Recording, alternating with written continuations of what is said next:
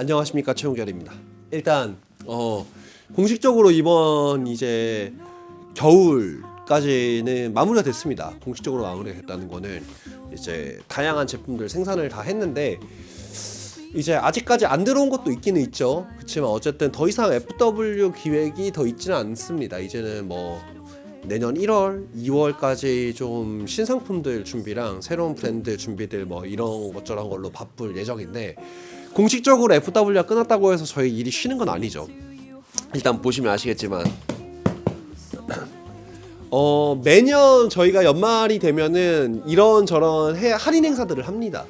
그 중에서 저희가 제일 많이 하고 있는 행사가 아무래도 리퍼브 관련된 행사랑 시즌오프를 좀 같이 진행하는 좀 대규모 행사가 있는데, 역시나 이번에도 준비를 하고 있습니다. 다만 요번에 조금 달라진 게 있죠. 퍼스트 플로어에 관련된 이야기인데 많은 분들이 아마 궁금해 하셨을 거라고 생각을 합니다. 우선은 퍼스트 플로어는 일단은 곧 새롭게 시작이 됩니다. 바로 이 로고와 함께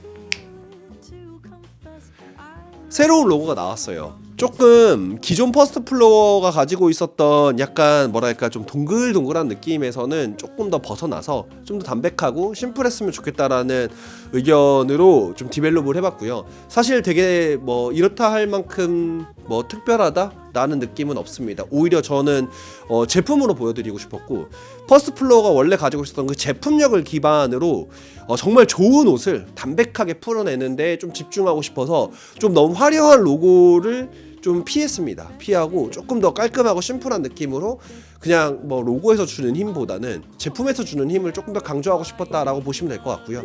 조금만 더 기다려 주시면은 아마 여러분들에게 의미 있게 조금 새로운 것들을 보여드릴 수가 있을 것 같습니다. 다만 그 최근에 그 전 대표님께서 어쨌든 투자사 측과 마무리 관계 정리를 하는 과정에서 기존 전 대표님의 할당되어 있는 재고들은 좀 할인 판매를 시작한 걸로 알고 있습니다. 그래서 그 부분까지는 사실 저희와는 무관하지만 저희도 투자사 측에 계속 요청하는 거는 그 전 CS 건들이 더 이상 이쪽으로 넘어오지 않게 빨리 좀 문제가 됐던 것들은 조속하게 좀 처리를 해달라고 요청을 해놨으니까 아마 최근에 좀 배송이나 이런 게 좀 빨라지셨을 거예요. 근데 그 부분은 뭐 저희가 뭐 어떻게 했다 이런 것보다는 저희는 요청할 수밖에 없었고, 요청을 하는 거에 있어서 최대한 좀 움직이고 있다. 그리고 이제 저희 어데케이드 시즌오프 할인 행사, 리퍼브 행사에서 퍼스트 플로어에서 투자사 측 자금으로 만들어진 제품들에 한해서는 저희 쪽에 가져와서 먼저 여러분들에게 소개하는 시간이 될 것 같아요. 물론 그걸 하고 나서 바로 저희가 이제 처음으로 생산한 퍼스트 플로어의 제품들, 니트웨어들이 출시가 될 예정이니까 그것도 좀 관심을 가져주시면 좋을 것 같은데, 사실은 지금 퍼스트 플로어를 가지고 오는 작업 자체가 사실 시즌 중간에 이루어지기 시작했고, 여러 가지로 좀 교통 정리할 게 많다 보니까 좀 복잡한 것들이 많았습니다. 모든 지점에 대해서 저희가 막 다 정리가 된 건 아니고 하나씩 해 나가면서 SS도 기획을 하고 있어요. 그래서 SS 때 뭐 신발이라던가 퍼스트 플로어의 기존 제품들 중에서 디벨롭할 거, 특히나 치노 팬츠는 솔직히 제가 입어봤거든요. 입어보니까 근데 놀랍게도 치노 팬츠도 저도 배송 받는데 한 달 걸렸던 것 같아요. 근데 어쨌든 입어봤는데, 구매해서 입어봤는데 괜찮더라고요. 여러분들이 좋아하시는 이유를 알겠어요. 그러니까 그 할인가 있잖아요. 그 가격으로 구매했으면 진짜 너무 괜찮은 아이템인 거예요. 근데 제가 봤을 때 조금 눈에 띄는 디테일들은 좀 있었어요. 그러니까 조금 더 담백할 수 있을 것 같은데, 근데 너무 이렇게 좀 기교를 부리셨다라는 느낌이 살짝 있었던 구간들이 있어서 그런 부분들은 조금 저희가 다듬는 방향으로 좀 치노 팬츠를 리뉴얼을 아마 할 것 같고요. 그리고 그 외에도 SS에 걸맞는 아이템들 하나씩 준비를 하고 있어요. 다만 요것도 시간이 좀 걸려요. 네. 어쨌든 그거는 그거고, 또 서스테인도 준비하고 있죠. 서스테인은 SS 때 지금 제가 살짝 그냥 제가 손으로 그려놓은 거 딱 보여드리면 좀 과감합니다. 오히려 퍼스트 플로어를 진행함에 있어서 서스테인에서 해야 되는 조금 더 뭐랄까 그러니까 고민을 하나 덜었어요. 단 하나의 브랜드로 모든 걸 하려고 하면 되게 어려워지는데, 오히려 서스테인과 퍼스트 플로어를 완전히 서로 다른 방향으로 놓고 조금 기획을 하다 보니까 훨씬 더 서스테인 하는데 좀 수월해지고, 뭔가 서스테인에서 조금 타협점들을 막 찾아가는 과정에서 조금 더 일반적인 아이템들이 나오면 오히려 그건 퍼스트 플로어로 하면 되는 약간 그런 것들 때문에 조금 더 쉬워진 것 같아요. 오늘 드리게 될 메인 이야기는 사실 서스테인의 FW 후기 같은 이야기입니다. 사실 이번 FW 때 서스테인은 되게 어려운 상황에서 많은 것들을 준비했습니다. 그리고 그 과정에서는 좀 과감함이 많이 묻어 있었어요. 사실은 서스테인에서 가장 빠르게 조금 돈을 번다 혹은 이제 좀 자금을 회전시킨다 라는 목적으로만 바라본다면은 기존 서스테인에서 잘 나갔었던 서플라이 파카 첫 번째 버전들을 드랍할 이유가 없었습니다. 파카도 그렇고 울코트도 그렇고.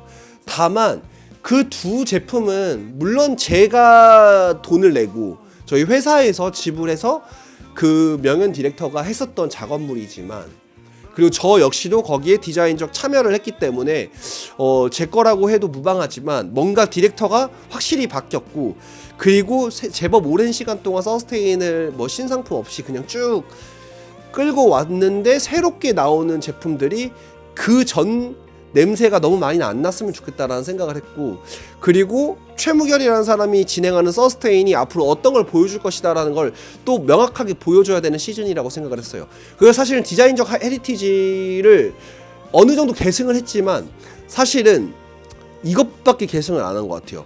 밀리터리나 빈티지에 있는 다양한 디테일들을 가지고 한 대 다시 묶어서 재해석한다, 이 개념에서 출발을 하였을 뿐 기존 제품들에서는 좀 많이 인상적으로 변화된 것들을 느끼실 수가 있을 것 같아요. 특히나 이제 서플라이 파카 버전 2 같은 경우에는 제가 시도를 정말 많이 했었던 건데 사실 한 번도 영상에서 디테일하게 말씀드린 적이 없었어요. 뭐냐면은 처음에 비즈빔을 통해서 영감을 받았습니다. 일본 전통 의복과 M65라고 하는 서양 의복의 결합 제품이 이렇게도 신선할 수 있다라는 것들을, 그래서 한국 전통 의복을 가지고 무엇을 해볼까라는 생각에 기존에 있었던 서플라이 파카와 한국 전통 의복을 좀 합쳐내는 과정들을 한 1년 정도의 시간에 걸쳐서 했었던 것 같아요. 사실 그 대부분의 시간 동안에는 한국 의복, 한국 전통 의복이 어떤 건지를 공부하는 시간이 좀 더 많았습니다.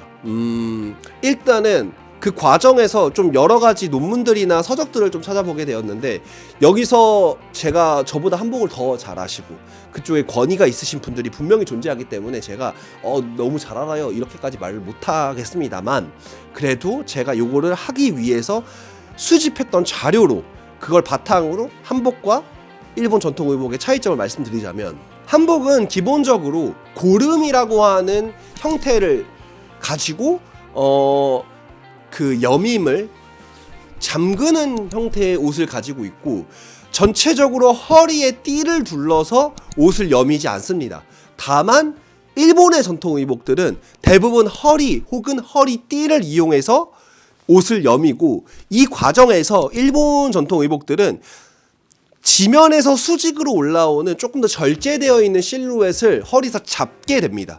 근데 한국의 한복 같은 경우에는 사실은 상의와 하의가 두 개로 분리가 되어서 허리를 동여매는 그런 디자인은 사실 없습니다. 저도 이거는 알고 나니까 보이더라고요. 근데 이제 그러면은 도포나 이런 두루마기 같이 외투들 있잖아요. 외투는 어떠냐라고 했을 때 외투도 역시나 허리띠가 없습니다. 고름으로 여미게 되어 있고, 그리고 이제 막 사극에서 보시면은 막 대신들이나 이렇게 궁에서 생활하시는 분들이 허리에 띠를 차잖아요. 근데 그거 역시나 허리를 묶어주는 용도보다는 이제 그 지위나 직책을 나타내는 용도로 조금 더 많이 사용이 되고, 국내 이제 한국 조선시대 때 입었던 의복 중에서는 허리띠를 동여매는 디자인은 없어요. 다만 이거를 조금 더 멀리 가면은, 그러니까 이제 고려시대랑 그 다음에 후삼국이랑 삼국시대까지 가면은 실제로 허리띠를 가지고 있는 디자인의 어떤 전통 의복들이 기록이 좀 있다라고 하더라고요. 물론 여기서부터는 조금 제 내피셜이긴 합니다. 제가 전문적인 서적에서 그거를 얘기했던 기록을 보지는 못했어요. 다만 삼국시대 때에는 허리띠를 사용을 하다가 이제 이게 일본으로 넘어가서 일본에서는 그게 좀 고착화가 됐다면, 한국에서는 어떠한 이유에서든 간에 중간에 허리띠가 사라지고 고름으로만 여미는 방식으로 좀 변경이 됐다. 그래서 일본하고는 다르게 조선시대의 전통 의복들은 굉장히 곡선이 엄청나게 많이 강조가 되어 있고 밑단으로 좀 약간 펄럭펄럭거리면서 현대적으로 얘기하면 A라인에 조금 가깝게 설계가 되어 있던 옷들을 정말 많이 볼 수 있습니다. 물론 한복과 일본 전통 의복에 그 공통점도 많이 있어요. 특히나 옷 자락을 넘겨서 입는 옷이다라는 것에서는 공통점을 가지고 있다라고 하더라고요. 그렇게 딱 정리가 되고 나니까 서플라이 파카를 만들어내는 과정에서 디자인의 키워드가 좀 많이 좀 잡혔어요. 어쨌든 외투이기 때문에 조선시대의 외투 중에 하나였던 도포라는 어떤 그런 형태의 옷에서부터 영감을 받아서 그 실루엣감을 살리기 위해서 기존 M65보다 조금 더 과장된 실루엣으로, 그 다음에 그 기세 여밈을 조금 더 살리기 위해서 M65의 카라라고 할 수 있는 부분을 조금 더 길고 약간 한쪽으로 넘어가게 이렇게 설계를 하게 되었고, 이 과정에서 그 정도를 만들기 위해서 다양한 샘플링을 하였습니다.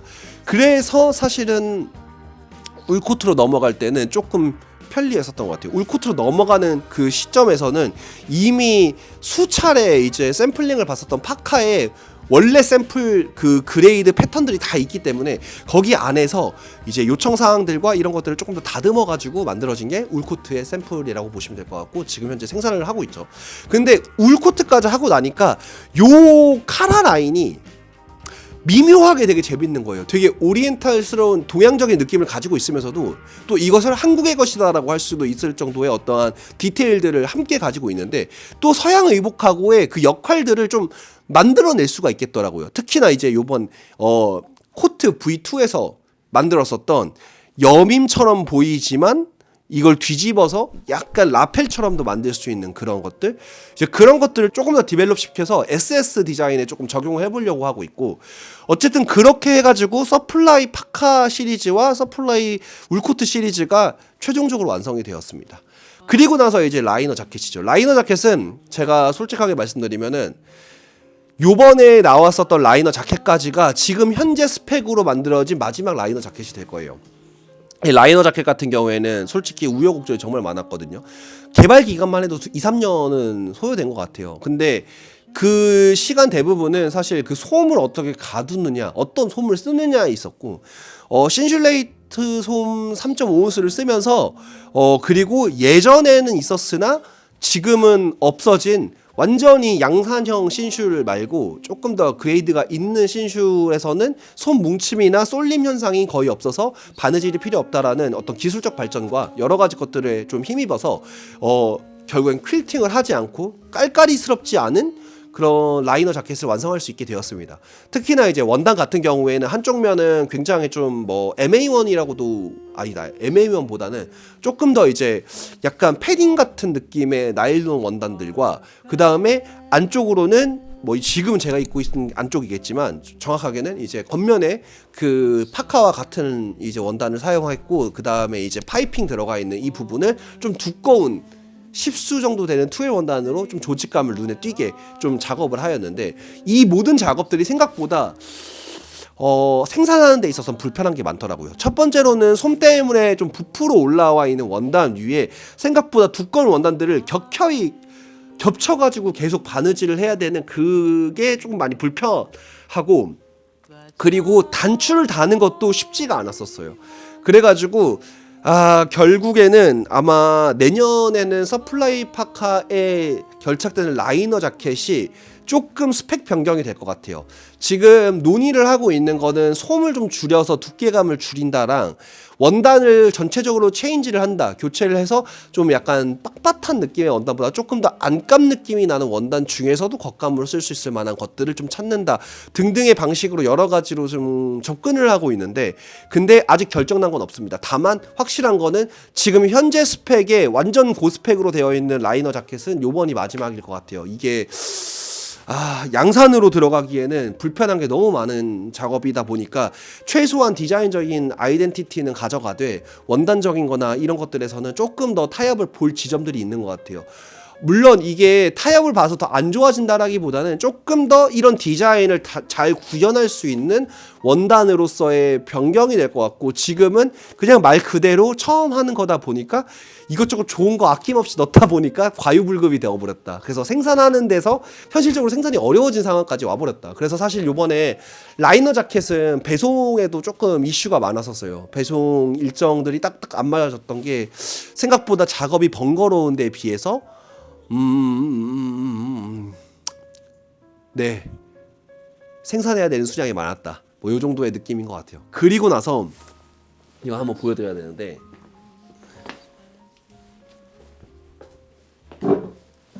이거는 지금 축용을 해보기 위해서 샘플로 지금 계속 하고 있는 원단들 중에 하나입니다. 요번에 이제 머플러 같은 경우에도 축용을 머플러를 저희가 했죠. 이거를 어쨌든 원단을 국내에서 하지만 하나는 또 이탈리아 원단이긴 하지만 이제 울 원단을 사서 그걸 축용하는 과정을 좀 저희가 한번 해봤었어요.